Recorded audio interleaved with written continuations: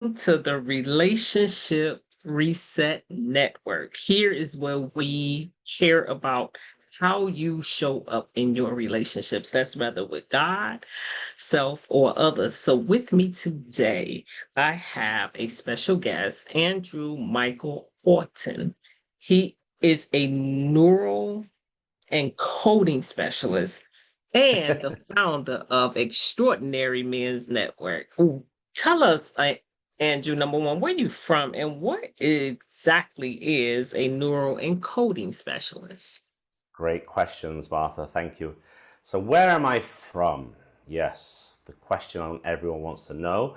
I'm from the United Kingdom of Great Britain and Northern Ireland. All right. Yes, the northwest of England. Liverpool is the closest city. I'm actually on a little peninsula very little peninsula between North Wales and Liverpool. So if you're familiar with the ferry across the Mersey, that Mersey River is next to my. Anyway, I'm from there. John Lennon, the Beatles, that stuff. I lived there for 23 years. I was down in Oxford for 6 years while I did my university stuff. And then in the autumn of 2003, I moved out to South Korea. I've been living in Seoul for 23 years. Okay. So that was And part one, right? that's part one. um, while I've been here in Korea, I've actually pursued a career in Korea, a career in education. So I came over here just to travel, thought it would be a year, ended up being 23 years, got my master's degree in teaching, and I've been working at a university, mostly business English, basic English communication as well, in a university in Seoul. And then for a few reasons, which we'll probably talk about in a bit, I got into coaching, and I met online a man called Joseph McClendon III. I don't know if Okay. you know that name. He is, I mean, individually in the States and around Europe, and he's growing, around the world. He is, top of the league. If I said the name Tony Robbins, it's He's that class. equivalent to that. Okay. Well, he's not just the equivalent, he's his partner. So if you know anything about Oh, Tony Robbins events, UPW yes. is like probably the most famous entry event because of what it is. He does day 2 and day 4 of that event. So he's Okay. basically Tony's right hand man. And when I saw him on that, immediately I'm like, who is this guy? I want to something about he was magnetic, and I wanted to know how he did what he did because it really affected me in a positive way.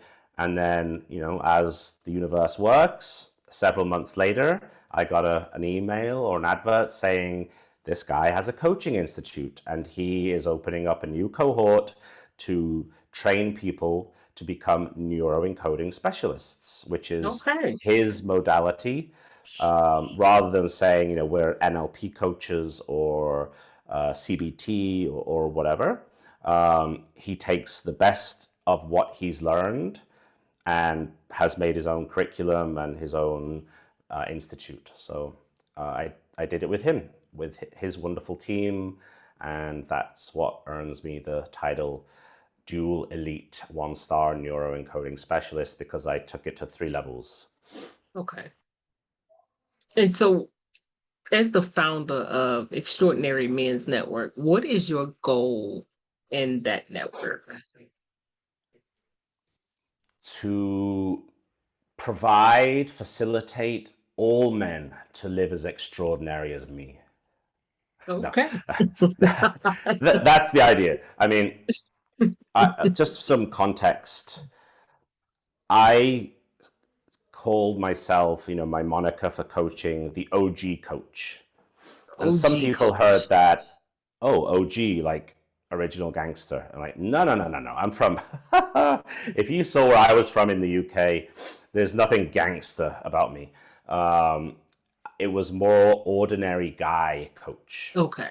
right? Because I've always just felt ordinary. I'm just an ordinary guy who does some extraordinary things, like moving around the world at 23 to somewhere I know nothing about. When I chose my university, I just found somewhere 8 hours away from my home, and everyone was like, "You got all these universities nearby. What do you do?" I'm like, "No, I want to go, adventure." Nothing's ever dawned on me that you're doing the abnormal thing, the uncommon thing, and that and a whole bunch of other amazing things in my life. People were telling me, "You can't use that word ordinary. You're extraordinary. Look at this and this and this and this." And I was like, I get it. What resonates with me is being an ordinary guy, and I'll accept. So I accepted what they said, and I coach ordinary guys to live extraordinary lives, right? Because I do believe there's not much difference outside of DNA between any of us apart from the work we put in to develop ourselves, right? Okay. So any ordinary guy can become extraordinary, can do extraordinary things, and live an extraordinary life. So that's what the network is about. It started off as, by men, for men kind of thing, Okay. private. However, I realized that that's kind of, I won't say old fashioned, but half the population cares just about men's well-being as men do, Oh, right? absolutely. And I just decided that, setting some healthy boundaries, we can probably get more work done if we help each other. So, there are some female of the species who like to think that men are broken and need fixing, or and it goes vice versa. Mm. And it's just a misunderstanding of what's going on, I think, because we need healing, we need, help and assistance from time to time. But the idea of being broken is just not false. None of us are broken, right? For whatever we're dealing with, we're not broken people. We might be shattered or fractured a little bit, right? We might need some, what's that Japanese art of putting the gold adhesive and making something more beautiful out of the broken, the fractured part. But, the idea that we're broken and need fixing is against the rules in my community. We are here to grow and develop and help one another, and women are more than welcome to join and be a part of that effort. So we're now a public group, and all are welcome. And the focus is on brotherhood, men lifting each other up to be the best versions of themselves, healing past issues, achieving those goals you've probably had for quite a long time, that kind of thing. I like the work you do, and you're right. It's not just men. We wanna eavesdrop in on that conversation too, And so, with that being said, since you deal with men, since you have this amazing network, I have a couple of questions around what I really want to discuss today is, men struggle with expressing emotion. And so I want to kind of delve into a few questions and pick your brain on that because I've been really wanting to give this platform that because I think men are, not as talked about as much as women when it comes to that particular top, topic. And so when you think about your personal upbringing, what messages were taught to you about masculinity and emotion? Well, it's interesting that you go with that question because I actually have a book coming out soon about masculinity, and only no, not only. Right. I am a co-author, and my chapter actually is about that, from my earliest memories of childhood to now. about my role models of masculinity and what I learned and what I accepted, and then what I had to kind of unlearn in a sense and adapt. So, yeah, that's pretty fresh in my mind. I do agree that men struggle in certain contexts, and it's also, I think you have to consider the goal. Maybe it's the goal of when you're expressing your emotion. I think men struggle to express emotion with the desired outcome of healing it, or getting some cathartic release, right? It's almost like a tribal call for banding the men together so we can rally, fight, protest this injustice that this man is feeling, right? It's not the sense of like, brothers, come and hear me and give me your wisdom. It doesn't seem to be that kind. It's a struggle to, really find how sharing can help you, because getting a whole bunch of other men riled up about something, and then you're just amplifying the struggle, right? I think it was Mel Robbins, who I think she was talking about it, but she said there's a lot of evidence, like neuroscience evidence, about how the brain amplifies energy related to stress or struggle. And it's like feeding a monster. The more you feed it, the bigger the monster gets, the stronger it gets. And when you keep thinking about the issue, talking about the issue, it amplifies the pain. So in that regard, yes, men need to learn how to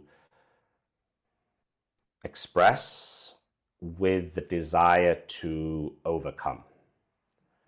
And I think men also, and this is a paradox, I think, because if I was talking with a woman and she was telling me her problems, I would be chomping at the bit to give her advice, right? Right. I know how to fix that, and it's taken me several years to just, you know, be quiet when my wife's talking, because she doesn't want a solution. She just Right. wants to, you know, You want to just unleash the verbalize. worries of the day, if you like, so yeah, it's funny that when we're with each other, often we're not looking for advice. And I think it's maybe the male dynamic that we don't all feel comfortable giving each other, solutions. Maybe that's part of it. We like to give solutions to women, or children maybe, but not, Mm, it's maybe it's an uncertainty of who's the alpha, who's, will this be received? It's like, should I give my boss at work an idea? Because many bosses would shut it down, right? They'd be like, oh, that's not your job. I'm the boss. I'm the one who tells people what to do. So it could be part of that. I'm not gonna guess, so but you would say ego kind of get in the way.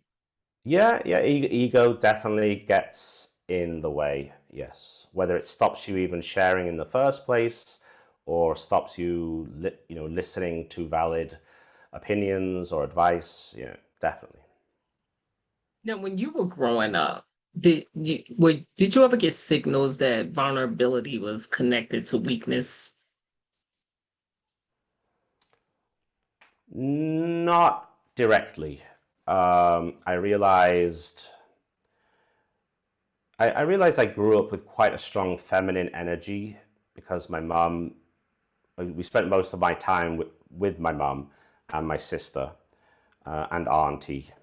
My dad was there. They separated when I was about 16, and even before that, he was very out the house a lot of the time, really, switching between jobs, looking for work.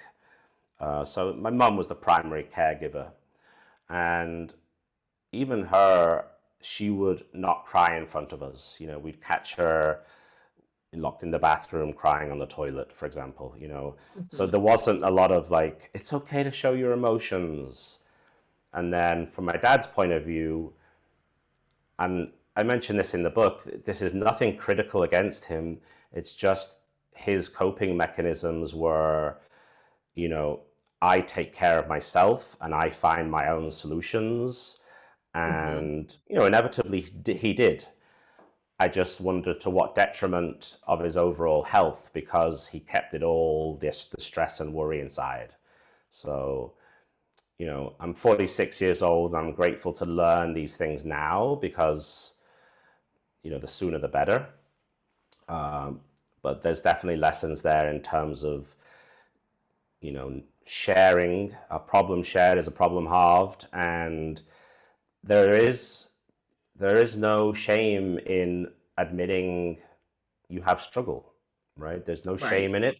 We all do it. We all have it. We all live through periods of hardship and struggle, and we need a hand. And that's something I've learned more recently. But yeah, growing up, it was definitely the lone wolf kind of man Mm. that I learned and thought I had to be. Okay. And then you had your solutions to numb and wind down, drinking, late night playing pool with the boys, poker nights, you know, things like that. Those were not the most positive influences either. Oh, okay. So with the work you do with uh, the men that you work with, what emotional need do you think that they silently carry the most? The emotional need that they, sorry, I'm sorry, say that again. what could you phrase that question one more Oh, I'm time? sorry. What emotional needs do you think that men silently carry, but rarely talk about openly? I will put it that way. Ooh. I mean, it's the need for certainty, control. Mm. You know, obviously, I think a lot of men strive for growth and contribution.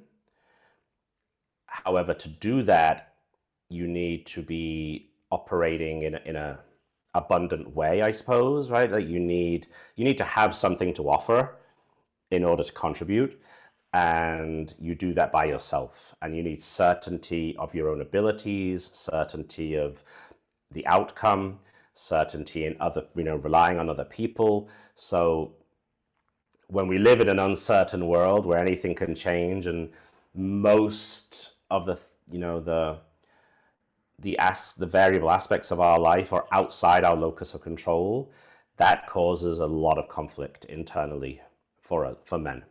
They You're constantly brushing up against something you feel like you should or ought to be able to control, but you can't. Mm. So Yeah, that's pretty big. that's a huge challenge. And what advice do you normally give them when they struggling like that? Give up. Just go and get a beer, chill out, watch the game. No, um, do that. Well, it really, some men don't do that at all, and they really should try to put that in the schedule once a month, maybe. For those who are doing it every weekend, yeah, maybe dial it back a bit. But really, the work I do is very, I want to say gentle in the sense that it's guided. It's not about me giving advice, right? Because Mhm. I will share my story, um, so that it kind of validates that I've lived this, because part of my message is that I don't teach theory, right? I've Right. lived this, I've applied it to myself, it's worked. And everyone needs to find where they're coming at it from and kind of like peel back the layers of the onion to find out what their values are, what their beliefs are, and analyze a little bit of, you know, these beliefs. And for me, many of them came from teenage years about how to behave and, you know, how to reach that level of achievement which don't serve me anymore, right? I don't need 3 shots of tequila to talk to a new person in a social event anymore, right? Right. But that's what I thought for the longest time. Mm. So it's getting awareness for my clients of where they've been operating from, right? Especially, I focus really, my clients are sober already. It could be a different addiction. I talk to people, about drugs, alcohol, porn, workaholism. All of those, things are basically just numbing tools to avoid the reality. And when you Right. stop it, there's a period where you're so focused on the recovery, it's all good. Eventually, though, you don't need to focus on it so much, and something opens up inside of you and it hurts. And it's a gap of disconnect between who you thought you were and who you are becoming and who you want to be. And that, nature abhors a vacuum, and it will fill it with all kinds of demons and concerns and worries and bad behaviors that, yeah, you don't want. So it's really becoming aware of that and then filling that gap with new, wholesome, supporting beliefs and attitudes and plans, really, actions that will allow you to function as the person you want to become. Okay. And so when have you ever been, and I'm sure you probably have, felt very overwhelmed as a man? How did you overcome that or deal with it in a healthy way? Yeah, I overwhelmed, boy. Yeah, it's been a dark cloud over my life for a long time. Overwhelm and worry, Mhm. or anxiety, as people like to say these days. Yeah, has been a huge part of my life. And, one of the things that helped me the most, or I keep at the forefront of my mind, is the saying, you get to choose. Life happens for you or life happens to you. And focusing on life happening for me, it triggers a whole lot of thoughts now. But essentially, if I simmer it down, it's at this moment, whatever's overwhelming me might seem bad. And also, I don't know what good it's doing for me later. The worst thing to happen in my life is probably the best thing that could happen to me later. There's a lesson I need to learn here. And that helps, lower that cortisol dramatically, Mhm. because it gives me optimism, it gives me hope, right? It's not. It's more than that, because I'm not a fan of asking people to hope. Do actions that get results, right? Right. The results that I get from that is a clarity of mind where I can say, okay. And what I do is, I usually look in the mirror and catch myself and smile, like, Andrew, what do you get to do now because of this? Right? As I like opposed that. Yeah. to the look where you are, how are you going to manage this? Oh no, it's going to swallow you whole. It's like, no, no, no, no, no, no, no, no. This is working for me. And you've noticed the feeling. What do you get to do now? Right? What is this doing for you? I And like it that. just allows the relax, it allows the brain to clear, and I could think about the next small, sometimes embarrassingly small, positive step I can take. Because most overwhelming things are just like a fairground hall of mirrors illusion, right? It makes something look really big and long when it's actually small. And when you're thinking more clearly and you're feeling more in control, relaxed, you can handle it. You can take bite sizes out of it, and eventually, you can eat the elephant one bite at a time. So it's not one thing. I have techniques that I teach my clients to mitigate these feelings. My mentor would say, there are no fearless people. There are people who fear less, Mm, right? So there are people who deal with overwhelm. There are people who anyway, that doesn't work. But I hope you get the point. The idea get the is that point. overwhelm is Totally get the hard. point. You'll never get rid of it. You can stop it being the controlling factor. Right. Exactly. And I like how you reframed it. It's beautifully reframed. What do I get to do with this? Yeah. And so, What does this give me? right, exactly. Opportunity, right? And so, in your opinion, how can women better support men to help better support men help them feel emotionally safe? How can women help men feel emotionally safe versus fixing them? Yeah. I think knowing how we're different in terms of our reactions, you know, and I'm going to generalize here. I'm not trying to be sexist, but if you take a general case of a woman having an issue, calling her girlfriends, meeting up at the hair salon or coffee shop or whatever, and just, no one's trying to fix it, but everyone's just like, oh yeah, you're right, he is, like blah blah blah. Whereas the men, they might call their friends and meet up at the pub, but they just want to be distracted. They want to talk about the sports, talk smack about the politician or whatever.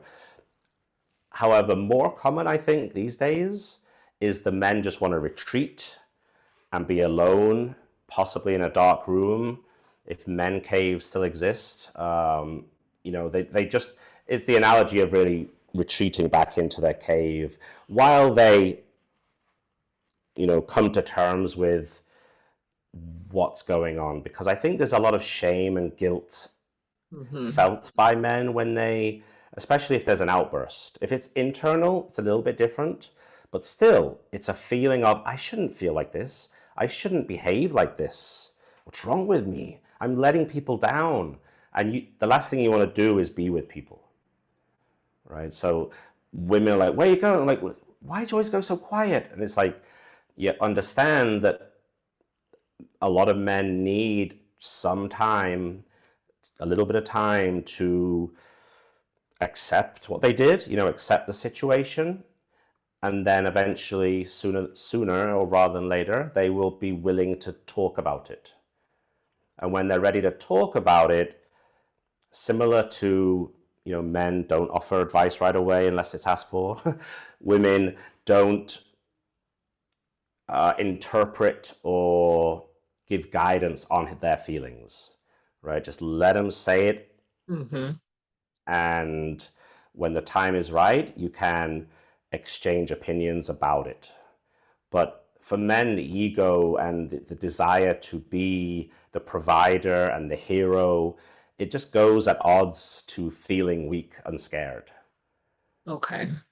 So Yeah, I'm I, glad you mentioned that because you're right about men and women are very different in processing emotions. And I think that it's not said enough because women like, I want you to feel, but I also want you to lead. right, So it's right, like yeah, a double bind. yeah, Um, yeah, or like when show they your emotions more. And yes, then those but emotions end up being anger, frustration, disappointment. They're like, whoa, dial it back. I don't want to see all that anger. It's like, what do you want?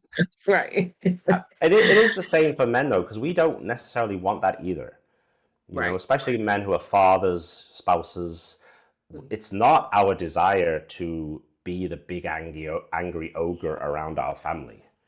So, as soon as men realize that, and they come to me and we can talk about it, we can get that under control very quickly. It's about identity, it's emotional regulation at a Hmm. default level. Like part of the draw to me from the neuroscience, neuroencoding, is that this all happens at the level of the brain, and you can quite, I want to say simply, not easily though, there are simple techniques to rewire your default actions of behavior, Okay. right? If your default action in the past is to swear and flip something over or throw something at a wall, you can change that, right? I'm Hmm. not going to judge where that came from. However, you probably have done it many times or witnessed it many times, and Right. it's a habit. And you can rewire that. You can rewire that to be something else, like, oh, I'm really disappointed right now. What do I get to do with that? Like, Hmm. it sounds silly, it probably looks silly. However, we get to choose our default Reactions. reaction. Yeah, Yeah. So you have a free webinar coming up. I do. Can Yes, you and tell it's us more short about that? notice. It is short notice. It's originally, actually, it was supposed to have been done. I had it scheduled for yesterday morning, about 3 hours prior to whatever time it is now that we're going live. However, me being just a regular, ordinary guy, I slept through my alarms. I missed my own webinar on being extraordinary. How ironic. Um, Hilarious. yeah. So I did the best I could to push it as soon as possible. So I'm doing it today in about 5 hours from now. It's 2 p.m. Korea time, 10 p.m. Pacific, I think. And it's And about 11 essentially, a.m. Central Standard. okay, yeah.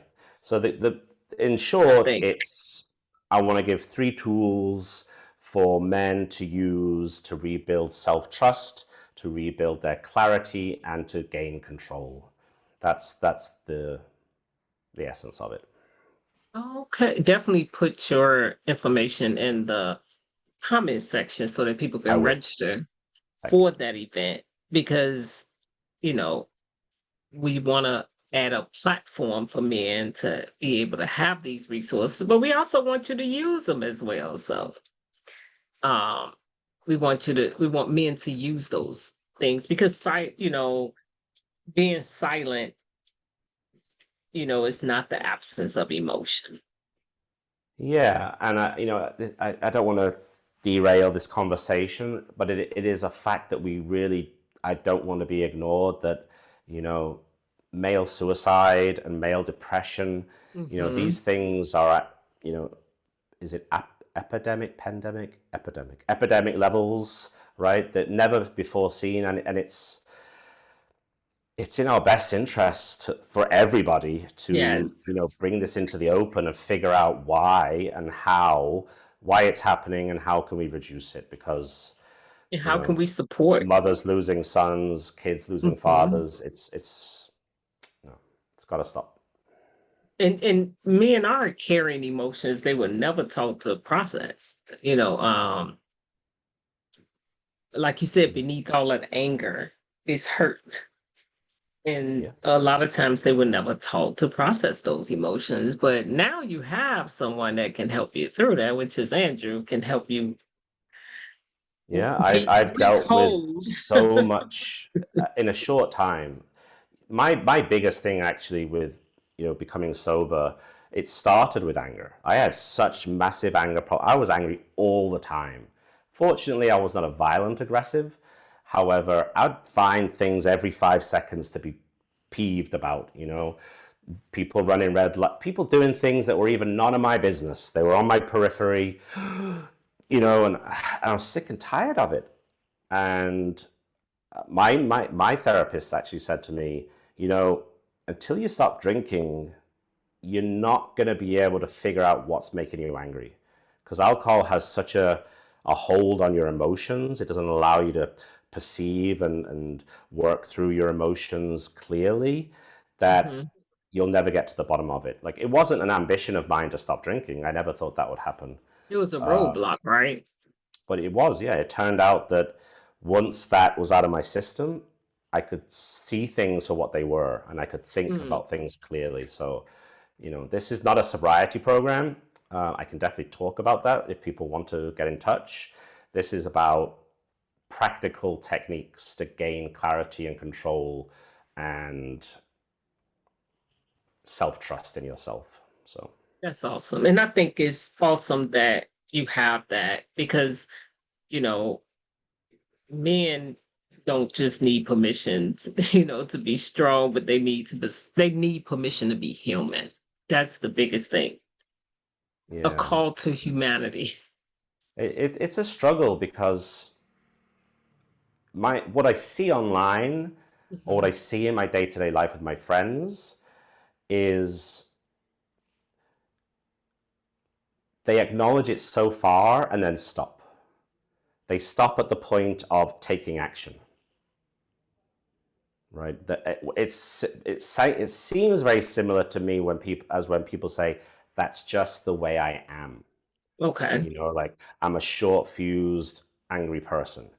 I am a worrier. I'm a worrywart. What can I do? And it's like, Putting the identity to it. yeah, yeah, Okay. you don't have to, but these things are so entrenched in us that it's easy to see, you know, why it takes like near death experiences for people to finally give it a go, and that's a shame. Um, so I'm trying to do these podcasts and do these interviews and put my word out there because you'll thank yourself pretty quickly for starting the work earlier before the real pain comes. If you're And not so satisfied with your life, whisper it in my ear. We'll have a right. private conversation. Nobody needs to know, and we can start, you know, growing that extraordinary life that you really want to live, right? And That's you awesome. can. So if men could truly understand one thing about vulnerability and emotional health, what would you want them to know?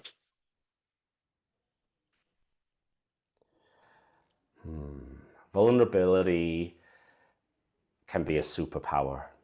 It is liberating. It is strength building beyond belief. I'm not sure the best example. However, I used to live in constant embarrassment of myself and shame and, I guess, worry for how people judge me about things. My color blindness, for example, I would, find all stupid ways of avoiding having to deal with colored pencils in school, you know, and 30 years later, I did the work and I realized if I just come out and say it, like, hey guys, students, is this blue? And I'm obviously holding a yellow pencil and I know it's yellow, but I'll be like, is this blue? And they're like, oh, teacher, that's yellow. I'm like, oh, thanks, because I'm colorblind. I can't really, and no one cares. You pass that information on, Hmm. and students are coming up like, teacher, are you okay? Do you know what color this is? It's green. I'm like, oh, thanks, Jimmy, or whatever.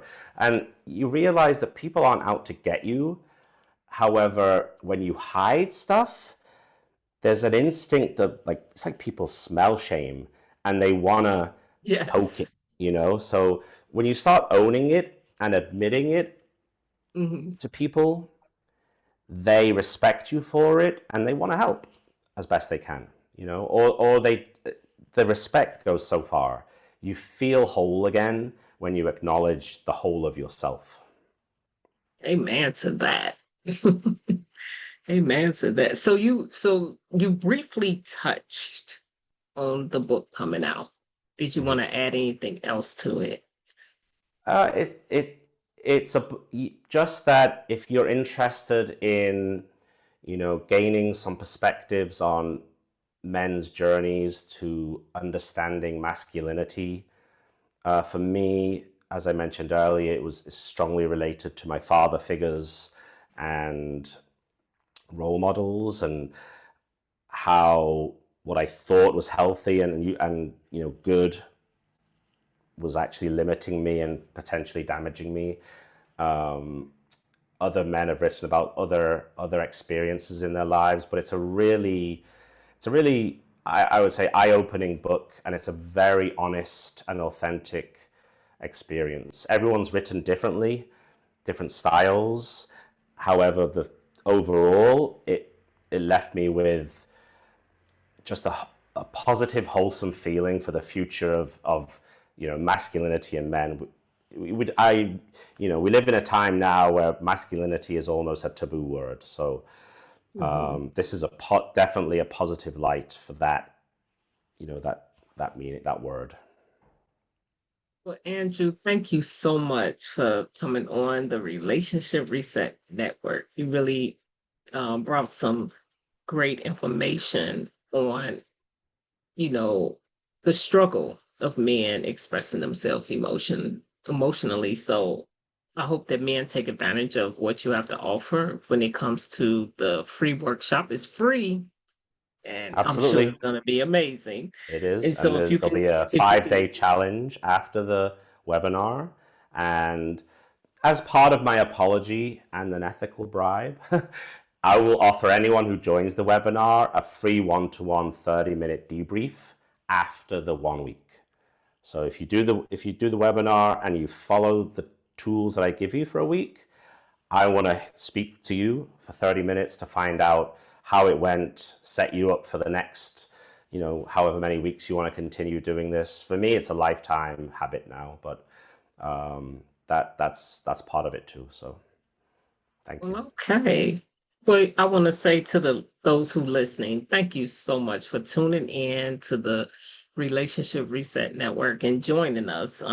We really appreciate it and hope that we able to continue to collaborate with you. And please comment and let us know if there's any other topics you want to talk about when it comes to men. Please do comment and let us know what you think.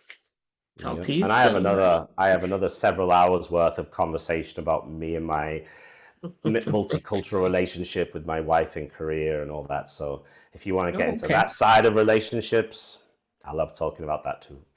absolutely. Well, thank you guys for listening. Thank you, everybody.